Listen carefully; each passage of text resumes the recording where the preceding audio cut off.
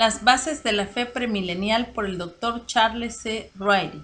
Capítulo 6. Su base en el nuevo pacto.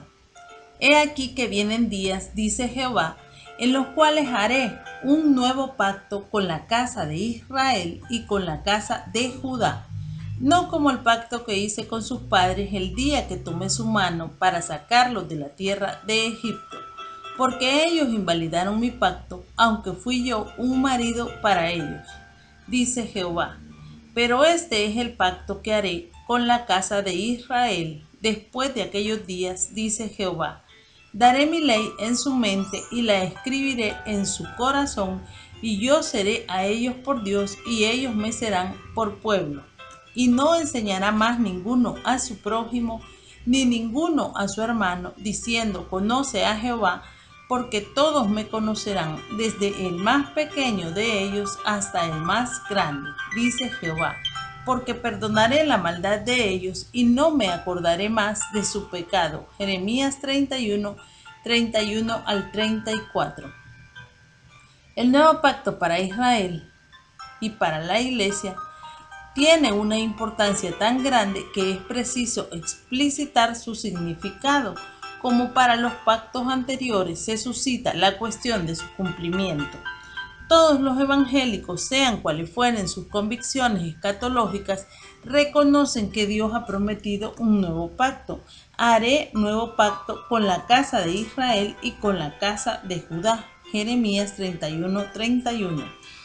Pero si bien están todos de acuerdo acerca de la fidelidad divina en cuanto a las bendiciones prometidas, divergen en cuanto a sus opiniones acerca de la identidad de los beneficiarios. ¿Se trata de Israel, de la iglesia o de los dos? Se tiene que tomar literalmente como lo hacen los judíos ortodoxos. Se tiene que aislar dos interpretaciones, una literal para Israel y la otra espiritual para la iglesia, o solamente englobarlo todo en una interpretación espiritual destinada solamente para la iglesia. A partir de estas cuestiones de fondo, examinemos la enseñanza de los dos testamentos. 1. La interpretación del nuevo pacto. La profecía anteriormente citada de Jeremías se dirige con precisión a Israel, las 10 tribus, y a Judá, las 2 tribus. El mensaje de la epístola a los hebreos se dirige a los israelitas cristianos. Para ellos no es preciso cambiar el sentido literal de la alianza ni falsear su destino. Después de largo tiempo, la Iglesia se ha apropiado el mensaje de toda la epístola. Además, en su gran mayoría, los reformadores han conservado la eclesiología católica, que ata a la Iglesia y al Estado, puesto que confunde a la Iglesia con Israel. Por ello, les es fácil apropiarse automáticamente el pasaje en cuestión, pero ¿tiene la Iglesia derecho a hacer tal cosa? Convenimos en que ciertas de estas bendiciones vienen a la Iglesia.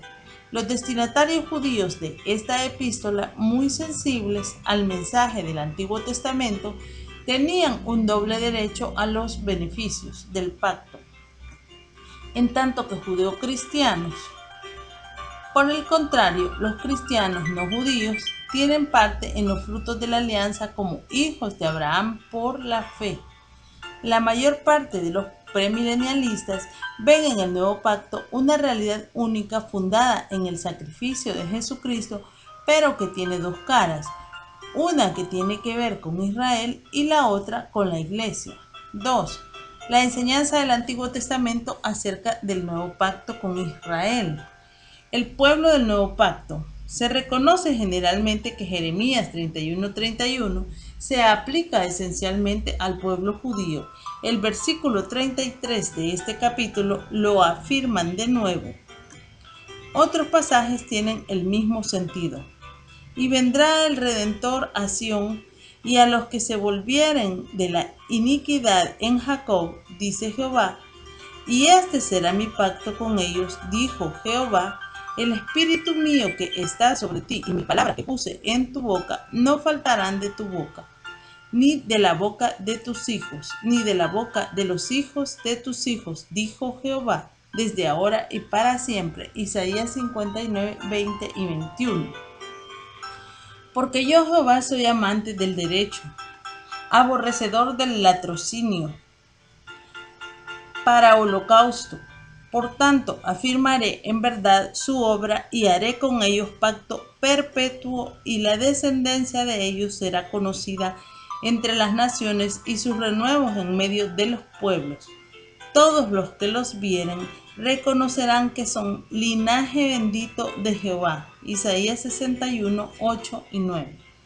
He aquí que yo los reuniré de todas las tierras a las cuales los eché con mi furor y con mi enojo e indignación grande, y los haré volver a este lugar y los haré habitar seguramente, y me serán por pueblo, y yo seré a ellos por Dios, y les daré un corazón y un camino, para que me teman perpetuamente, para que tengan bien ellos y sus hijos después de ellos, y haré con ellos pacto eterno, que no me volveré atrás de hacerles bien, y pondré mi temor en el corazón de ellos, para que no se aparten de mí. Jeremías 32, 37 al 40. Antes yo tendré memoria de mi pacto que concerté contigo en los días de tu juventud, y estableceré contigo un pacto sempiterno, y te acordarás de tus caminos y te avergonzarás cuando recibas a tus hermanas, las mayores que tú y las menores que tú, las cuales yo te daré por hijas, mas no por tu pacto, sino por mi pacto que yo confirmaré contigo, y sabrás que yo soy Jehová, para que te acuerdes y te avergüences y nunca más abras la boca a causa de tu vergüenza, cuando yo perdone todo lo que hiciste, dice Jehová el Señor. Ezequiel 16, 60 al 63. Y estableceré con ellos pacto de paz, y quitaré de la tierra las fieras, y habitarán en el desierto con seguridad, y dormirán en los bosques, y daré bendición a ellas y a los alrededores de mi collado, y haré descender la lluvia en su tiempo, lluvias de bendición serán. Ezequiel 34, 25 y 26.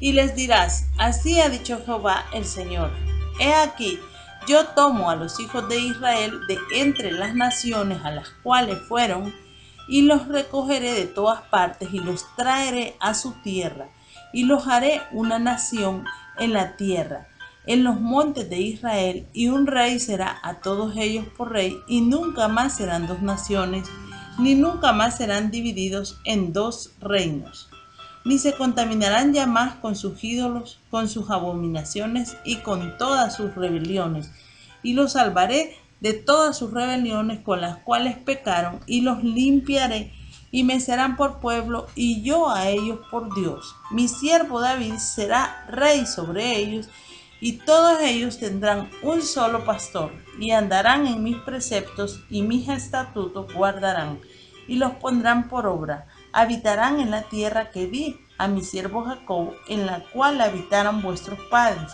En ella habitarán ellos, sus hijos y los hijos de sus hijos para siempre, y mi siervo David será príncipe de ellos para siempre. Y haré con ellos pacto de paz, pacto perpetuo será con ellos, y los estableceré y los multiplicaré, y pondré mi santuario entre ellos para siempre. Estará en medio de ellos mi tabernáculo, y seré a ellos por Dios, y ellos me serán por pueblo. Y sabrán las naciones que yo, Jehová, santifico a Israel, estando mi santuario en medio de ellos para siempre. Ezequiel 37, 21 al 28. El texto central, Jeremías 31, 31 al 34, contrasta con la ley de Moisés. Los dos pactos se dirigen a la misma parte dentro del contexto de Hebreos 8 y 9. Se trata del pueblo elegido. Tenemos otra indicación en el mismo sentido, la promesa del retorno definitivo de Israel a su país y su supervivencia eterna. Además, hay otro elemento que destaca el aspecto nacional del pacto: la mención de lugares terrenos como la torre de Hananel, el collado de Gareb, el arroyo de Cedrón y la ciudad de Jerusalén, la capital judía. Jeremías 31, 38 al 40. Todos estos lugares tienen una situación geográfica precisa y, aparte de Jerusalén, carecen de significado espiritual.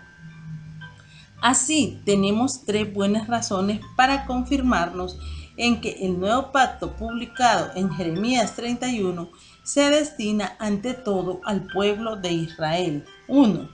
La designación nominal de Israel y de Judá como los beneficiarios de este pacto. 2. El vínculo con su supervivencia perpetua de esta nación. 3. La descripción geográfica detallada. El período del nuevo pacto. Según la enseñanza del Antiguo Testamento, el nuevo pacto es todavía futuro. Oseas lo contemplaba como futuro 700 años antes del tiempo de Cristo. 2:18 al 20. Alrededor del mismo tiempo, Isaías dijo: haré con vosotros pacto eterno. 55:3.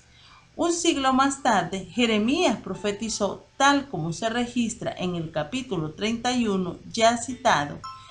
En la época de las profecías de Ezequiel, el nuevo pacto era todavía futuro. 16:60, 62, 20:37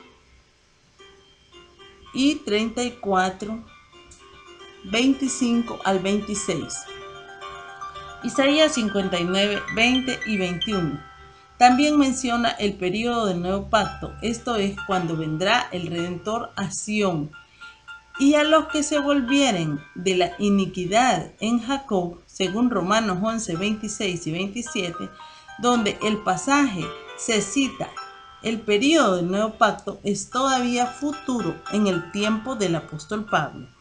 El pacto de Israel con el Mesías tiene todavía que cumplirse, y ello solamente cuando su iniquidad haya sido purgada por el retorno del Mesías. Además, el período del nuevo pacto se halla vitalmente enlazado con la restauración de Israel a su tierra.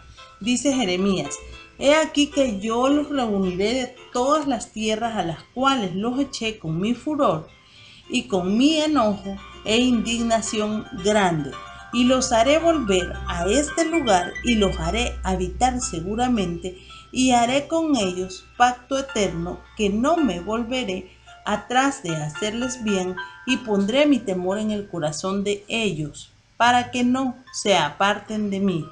Y me alegraré con ellos haciéndoles bien, y los plantaré en esta tierra, en verdad, de todo mi corazón y de toda mi alma. 32, 37 y 40 y 41. La secuencia de eventos establecida por el profeta es que Israel será primero reunido y restaurado a la tierra, y entonces experimentará las bendiciones del nuevo pacto en la tierra. La historia no registra una secuencia tal. Dios no puede cumplir el pacto hasta que Israel sea reunida como nación. Su completa restauración es exigida por el nuevo pacto, y esto no ha tenido todavía lugar en la historia del mundo. El Estado judío de Israel, establecido en Palestina en la actualidad, no constituye el cumplimiento de las profecías con respecto a la nación de Israel en la palabra profética. Israel se haya constituido como nación a los ojos de Dios incluso durante la dispersión, y el hecho de que una parte del pueblo judío se haya constituido a sí misma como entidad política no hace de esta porción la nación de la profecía. El cumplimiento de las profecías demanda la reunión de todo Israel, su renacimiento espiritual y el retorno de Cristo.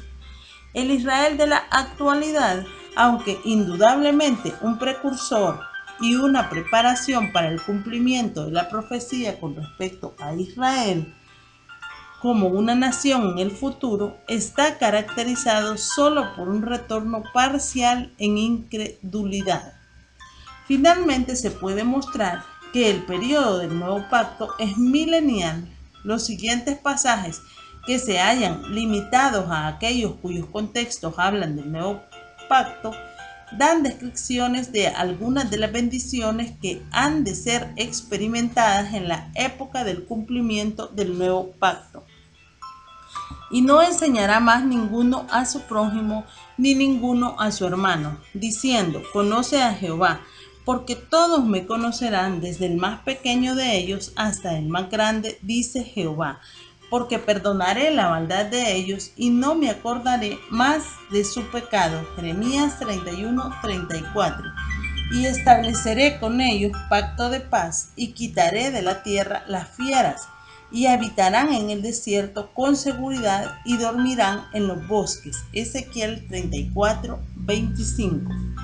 Tanto el conocimiento universal del Señor como los cambios en el reino animal son bendiciones mileniales, según Isaías 11:6-9.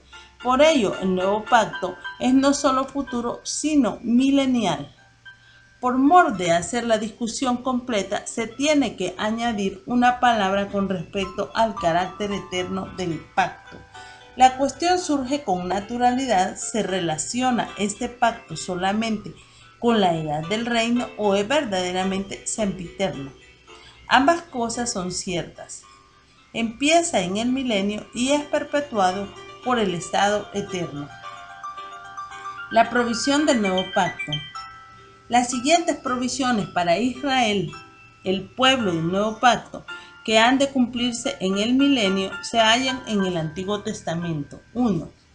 El nuevo pacto es un pacto incondicional de gracia, descansando en el haré de Dios.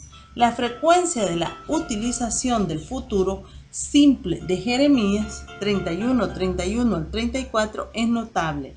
Haré, daré, escribiré, seré, perdonaré. Ezequiel 16:60-62. 2. El nuevo pacto es un pacto eterno, y ello a pesar del pecado de Israel. Esto se halla estrechamente relacionado con el hecho de que es incondicional y hecho en gracia. Las escrituras dicen claramente: porque yo Jehová soy amante del derecho, aborrecedor del latrocinio para holocausto, por tanto afirmaré en verdad su obra y haré con ellos pacto perpetuo. Isaías 6:18, Ezequiel 37:26, Jeremías 31:35-37. 3. El nuevo pacto promete también la impartición de una mente y un corazón renovados, que podemos llamar regeneración. Pero este es el pacto que haré con la casa de Israel después de aquellos días, dice Jehová. Daré mi ley en su mente y la escribiré en su corazón, y yo seré a ellos por Dios y ellos me serán por pueblo. Jeremías 31:33, Isaías 59:21. 4. El nuevo pacto provee la restauración al favor y bendición de Dios. Y te desposaré conmigo para siempre, te desposaré conmigo en justicia, juicio, benignidad y misericordia, y te desposaré conmigo en fidelidad, y conocerás a Jehová. Oseas 2:19-20, Isaías 61:9. 5. El perdón de los pecados se incluye también en el pacto, porque perdonaré la maldad de ellos y no me acordaré más de su pecado. Jeremías 31:34b. 6. La residencia del Espíritu Santo se incluye también. Esto se ve comparando Jeremías 31:33 con Ezequiel 36:27. 7. El ministerio enseñante del Espíritu Santo será manifestado y la voluntad de Dios será conocida por los corazones obedientes. Y no enseñará más ninguno a su prójimo, ni ninguno a su hermano, diciendo, conoce a Jehová, porque todos me conocerán, desde el más pequeño de ellos hasta el más grande, dice Jehová. Jeremías 31:34. 8. Como es el caso cuando Israel se halla en la tierra, será bendecido materialmente de acuerdo con las provisiones contenidas en el nuevo pacto. Jeremías declara que Dios se alegrará con ellos haciéndoles bien. 32:41. E Isaías dice que él afirmará en verdad su obra. 61:8. Como parte de esta bendición, la tierra volverá a ser propiedad de ellos porque Dios ha prometido que Él los plantará en esta tierra en verdad de todo su corazón y de toda su alma. Jeremías 32:41. Las fieras serán amansadas y la naturaleza volverá a funcionar según los mejores intereses de la productividad del suelo. Ezequiel 34:25-27. 9. El santuario será reconstruido en Jerusalén porque está escrito: pondré mi santuario entre ellos para siempre, estará en medio de ellos mi tabernáculo. Ezequiel 37:26-27a. 10. La guerra cesará y la paz reinará, según Oseas 2:18. El hecho de que esta constituya también una característica del milenio, Isaías 2:4, da mayor apoyo al hecho de que el nuevo pacto es milenial en su cumplimiento. Según Isaías 2:4 y Miqueas 4:3, esta situación constituye una característica del milenio, y juzgará Jehová entre las naciones y reprenderá a muchos pueblos, y volverán sus espaldas en rejas de arado y sus lanzas en hoces. No alzará espada nación contra nación, ni se adiestrarán más para la guerra. 11. La sangre del Señor Jesucristo es la base de todas las bendiciones del nuevo pacto, porque por la sangre de tu pacto yo he sacado tus presos de la cisterna en que no hay agua. Zacarías 9:11. Como resumen, puede decirse que por lo que respecta a la enseñanza del Antiguo Testamento acerca del Nuevo Pacto, el pacto fue hecho con el pueblo judío, su periodo de cumplimiento es todavía futuro, empezando cuando el libertador venga y continuando a través de toda la eternidad. Sus provisiones para la nación de Israel son gloriosas y ellas todas descansan y dependen de la misma palabra de Dios. 3. La enseñanza del Nuevo Testamento acerca del Nuevo Pacto. Estudiamos ahora el Nuevo Pacto como nos es presentado en el Nuevo Testamento. Hemos visto que las profecías del Antiguo Testamento contienen promesas concretas para Israel y le aseguran a esta nación unas bendiciones espirituales y materiales en el futuro, en línea con las convicciones premilenialistas. ¿Añade algo el Nuevo Testamento a esta visión? Si es así, ¿en qué consiste esta novedad? ¿Es fundamental o accesoria? La utilización del término en el Nuevo Testamento. El término Nuevo Pacto se utiliza en 5 pasajes indiscutidos del Nuevo Testamento. Después que hubo cenado, tomó también la copa, diciendo: esta copa es el nuevo pacto en mi sangre, que por vosotros es derramada. Lucas 22:20. Asimismo, tomó también la copa después de haber cenado, diciendo: esta copa es el nuevo pacto en mi sangre. Haced esto todas las veces que bebiereis en memoria de mí. 1 Corintios 11:25. El cual asimismo nos hizo ministros competentes de un nuevo pacto, no de la letra, sino del espíritu.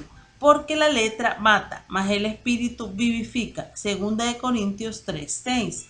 Porque reprendiéndolos dice: he aquí vienen días, dice el Señor, en que estableceré con la casa de Israel y la casa de Judá un nuevo pacto. Hebreos 8:8. Así que por eso es mediador de un nuevo pacto, para que interviniendo muerte para la remisión de las transgresiones que había bajo el primer pacto, los llamados reciban la promesa de la herencia eterna. Hebreos 9:15. Además, hay otras 6 referencias al nuevo pacto en el Nuevo Testamento, porque esto es mi sangre del nuevo pacto que por muchos es derramada para remisión de los pecados. Mateo 26:28. Y les dijo, esto es mi sangre del nuevo pacto que por muchos es derramada. Marcos 14:24. Y este será mi pacto con ellos cuando yo quite sus pecados. Romanos 11:27. Por lo cual este es el pacto que haré con la casa de Israel después de aquellos días, dice el Señor. Pondré mis leyes en la mente de ellos y sobre su corazón las escribiré y seré a ellos por Dios y ellos me serán por pueblo. Hebreos 8:10. Al decir nuevo pacto, ha dado por viejo el primero, y lo que se da por viejo y se envejece está próximo a desaparecer. Hebreos 8:13. A Jesús, el mediador del nuevo pacto, y a la sangre rociada que habla mejor que la de Abel. Hebreos 12:24. La palabra nuevo no se halla en Mateo 26:28, Marcos 14:24, Romanos 11:27, ni Hebreos 8:10, aunque se halla en algunos textos de las referencias de los evangelios. No es necesario un estudio crítico del texto porque es evidente por las referencias paralelas en Lucas 22:20 y 1 Corintios 11:25 que las referencias en Mateo y Marcos se refieren también al nuevo pacto. Los contextos de Romanos 11:27 y de Hebreos 8:10 indican claramente que el nuevo pacto es el que se considera en estos pasajes, aun cuando no se utiliza la palabra nuevo.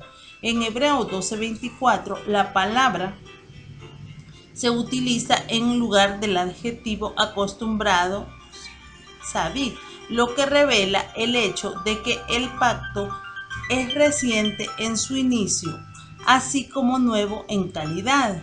La utilización del término en las dos primeras referencias, Lucas 22:20 y 1 Corintios 11:25, es en relación con la cena del Señor, ya que la cena del Señor es una ordenanza de la Iglesia cristiana y que es tanto para judíos como para gentiles. Es evidente que este pacto mencionado en el Nuevo Testamento no es enteramente judío. De hecho, tiene que haber un nuevo pacto según la enseñanza del Nuevo Testamento que se celebra con la Iglesia. Es de este mismo pacto que Pablo era un ministro, 2 Corintios 3:6. Y ya que él era un ministro a los gentiles, la extensión de este pacto tiene que ser diferente del revelado en el Antiguo Testamento. Según Hebreos 9:15, Cristo es el mediador y su muerte es necesaria para ponerlo en vigor. Instituido en la Santa Cena, no está reservado a los judíos, sino que se establece por muchos. Mateo 26:28, Marcos 14:24, y se aplica a toda la iglesia. Se ve aquí que ella recibe una parte de las bendiciones espirituales del pacto con Israel. Hay 4 bendiciones precisas prometidas a Israel en Jeremías 31 al 34, que igualmente son dadas a la iglesia. 1. La regeneración. 2. El perdón de los pecados. 3. La aceptación por Dios. Y 4. La enseñanza del Espíritu Santo. A la luz de estas observaciones, nuestra tesis queda confirmada. El pacto se aplica a la vez a Israel y a la Iglesia, y bien que en primer lugar el pacto se destina a los judíos, la Iglesia se beneficia por la fe de las promesas espirituales dadas en primer lugar a Israel. Se puede ver así las dos caras del pacto. 4. El empleo de citas del Antiguo Testamento en relación con el Nuevo Pacto. El Nuevo Testamento presenta el Nuevo Pacto con Israel como una realidad futura. Sus promesas no son ni abrogadas ni plenamente realizadas por la Iglesia. El texto clave se halla en Hebreos 8, 6 al 13, en paralelo con Hebreos 10, 16 al 17 y Romanos 11, 26 y 27. a quién se dirige el autor de la epístola a los hebreos. Como su título lo indica, la epístola a los hebreos se dirige a judíos. Se dirige a judíos convertidos al cristianismo y trata de las instituciones judaicas. Se refiere entonces naturalmente a las alianzas debido a que los destinatarios de esta carta, los judíos creyentes, son sus primeros beneficiarios. Si se admite que el mensaje general de la epístola se dirige a la iglesia entera, es igualmente evidente que este mensaje, con sus advertencias repetidas y solemnes, toca particularmente a los judíos. Ciertos de entre ellos querían volver al antiguo sistema visible y tangible que ellos seguían considerando como eficaz. Así, ellos habían pisoteado al Hijo de Dios y tenido por inmunda la sangre del pacto. Hebreos 10:29.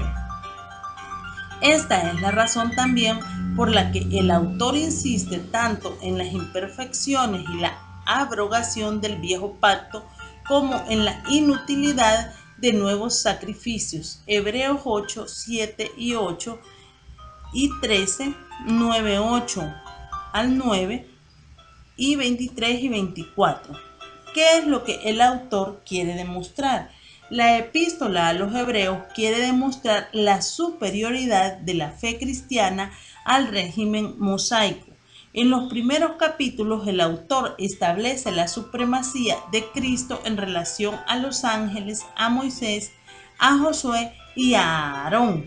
En el capítulo 8 prosigue en su línea de demostrar que dentro del campo cristiano Dios ofrece una relación consigo mismo que la propuesta del judaísmo y que se halla basada en mejores promesas. 8:6. El autor destaca la eficacia duradera del nuevo pacto en contraste con el carácter pasajero del pacto mosaico. Apoya su tesis sobre la cita central del Antiguo Testamento con respecto al nuevo pacto. Dios mismo ha previsto el carácter temporal de la ley, así los cristianos poseen un pacto mejor. ¿Cuál es el propósito de la cita en Hebreos 8? La cita de Jeremías 31 en Hebreos 8 muestra el carácter temporal del pacto hecho con Moisés. La exégesis amilenialista quiere hallar en este texto la prueba de que la Iglesia cumple en la actualidad las promesas hechas por otra parte a Israel, tomando así su lugar. O.T. Hayes ha escrito: el texto habla del nuevo pacto, declara que ha sido ya introducido y que debido a que es calificado de nuevo, el otro se hace viejo y próximo a desaparecer. Sería difícil hallar dentro del Antiguo Testamento una referencia a la época del Evangelio más evidente que estos versículos de Jeremías. J. F. Walworth le responde de la siguiente manera: el señor Hayes ha enunciado bien la posición amilenialista y ha indicado él mismo el carácter falso de su postura al asumir como cierto el punto en litigio. Afirma él, el texto declara que el nuevo pacto ha sido ya introducido.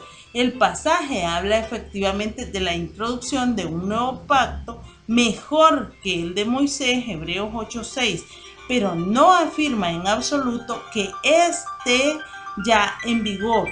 Aquí se trata sobre todo de saber si el Antiguo Testamento preveía de una u otra forma el fin de la alianza mosaica, y en efecto lo preveía. El autor sagrado ha querido mostrar al citar a Jeremías que el nuevo pacto con Israel eclipsa al de Moisés.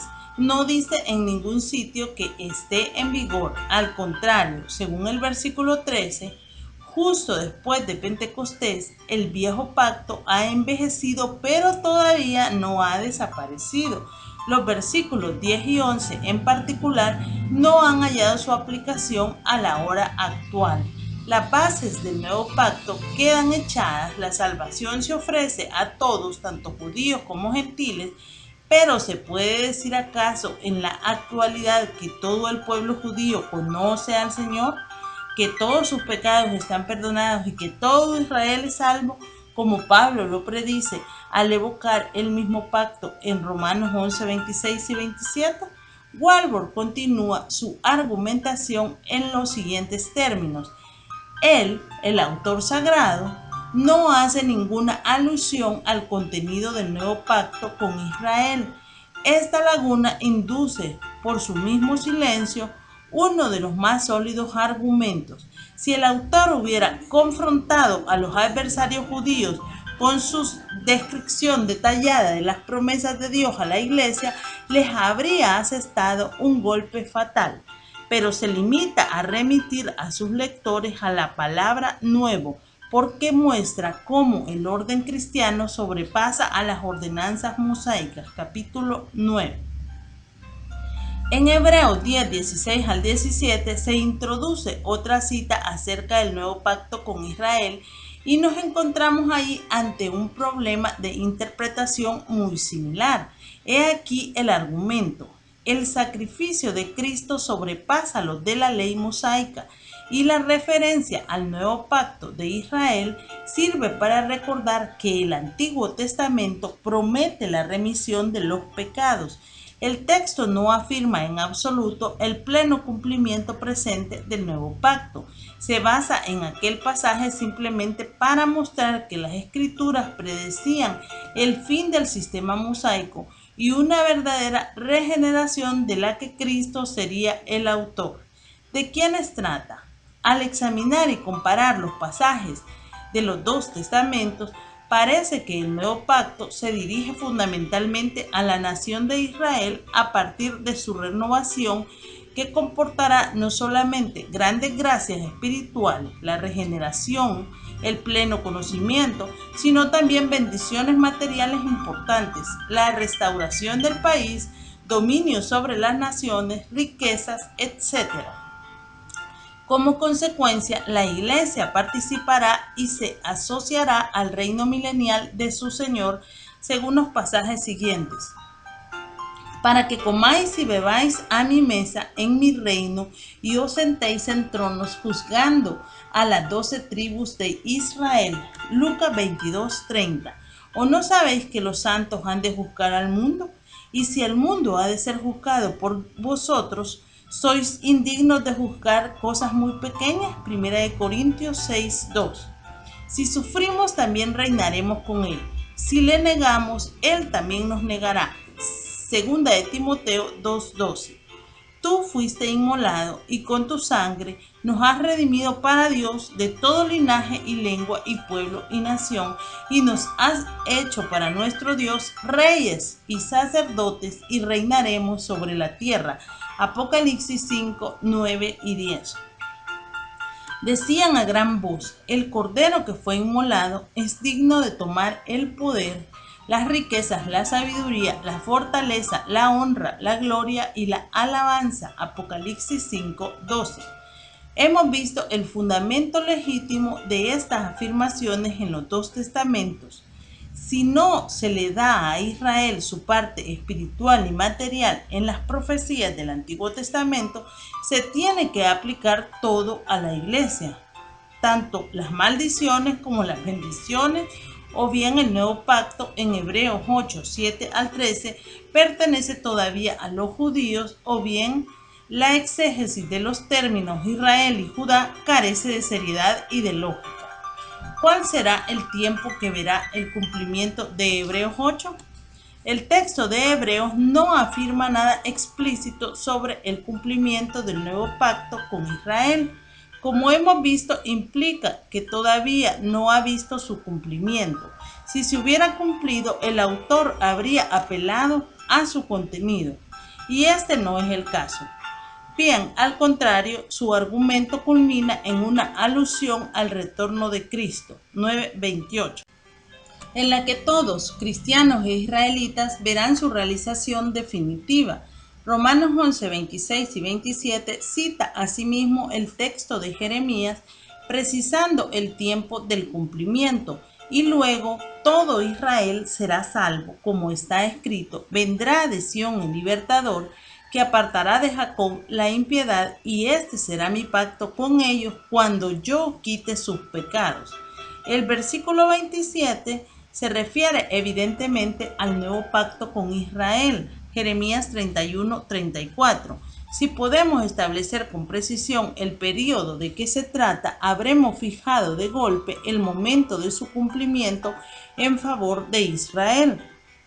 Los amilenialistas se hallan divididos acerca de este extremo. Para algunos de ellos, entre los cuales se halla Ote Ayis, todo Israel significa todos los creyentes, pero pasa sobre Romanos 11:26 con una simple nota de pie de página en la que afirma que el texto no dice nada acerca de la restauración de Israel, debido a que no habla del retorno al país. Este no es un buen argumento frente a las precisiones de Romanos 9, 4 y 5. Basándose en una exégesis más rigurosa, otros amilenialistas admiten que el sentido del término Israel es literal en este pasaje y que la expresión todo Israel será salvo se aplica a todos los israelitas que habrán sobrevivido a estos tiempos de juicio a partir del retorno del Mesías. 5. Conclusión. Los hermanos amilenialistas dejan una gran grieta en su armadura al rechazar dar lugar al retorno y a la salvación nacional de Israel anunciados tan categóricamente en este pasaje. Nuestra comparación de los pasajes del Antiguo y del Nuevo Testamento ha confirmado que el nuevo pacto, juntamente con sus promesas materiales y espirituales, está destinado en primer lugar a los judíos, es decir, a los descendientes de Abraham por la línea de Jacob. Reciben las bendiciones por la fe en el sacrificio y en el sacerdocio de Cristo. Por su parte, la Iglesia ha recibido ya ciertas bendiciones sobre la base de este mismo pacto por la fe, y otros elementos del nuevo pacto esperan su cumplimiento al retorno de Cristo. Sin embargo, para los judíos sigue siendo futuro todo el cumplimiento nacional de la alianza. Al comparar los diversos textos que tienen que ver con este tema, bien se ve que sus cláusulas no se realizarán en su plenitud sino hasta la llegada del milenio y siguiendo en el estado eterno. Así pues, el empleo de la expresión nuevo pacto en el Nuevo Testamento indica que su instauración traerá sus beneficios en primer lugar a Israel y seguidamente a su alrededor.